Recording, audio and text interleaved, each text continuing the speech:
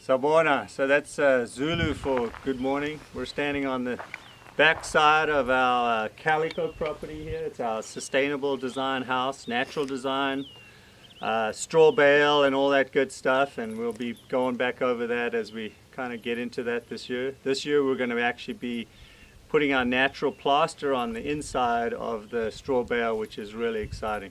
One of the main things we try to do out here when Tammy and I basically started on this experiment about 8 years ago was to think about, what is it to live green, and what do you want to do? One of the things is to really fit into nature. There's this principle that's using nature as a model and as a teacher. So I actually used to ride my bike out here through this valley.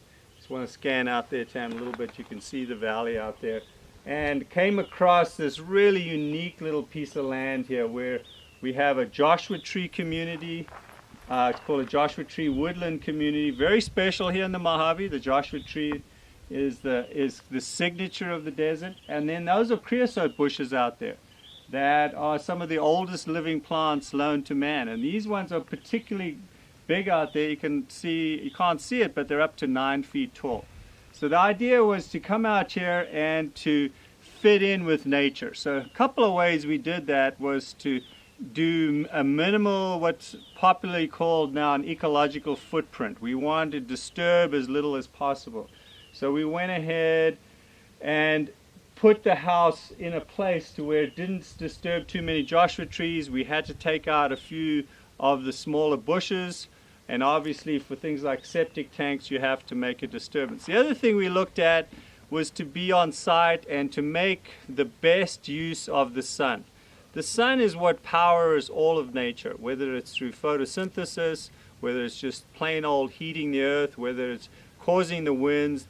The sun powers everything. So there's some very simple stuff you can do about just siting your house. So we're actually, you can't really see it here, but we're actually on a pretty steep slope of a hill.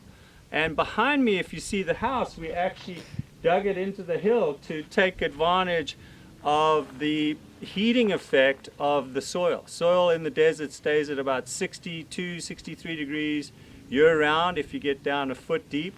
So we actually dug it back into the hill.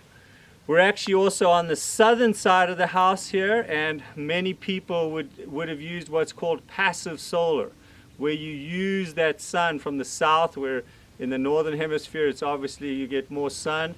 But we decided to do the opposite. We actually decided to protect the southern side and use the hill to basically moderate the heat. The next thing we looked at is, if you kind of look over here, you can see it is on the hill there. We decided, not on the hill, but on the roof, we decided to go with solar photovoltaic PV panels. We're totally off the grid. It was going to cost too much to bring in electricity supply, so we went with photovoltaic.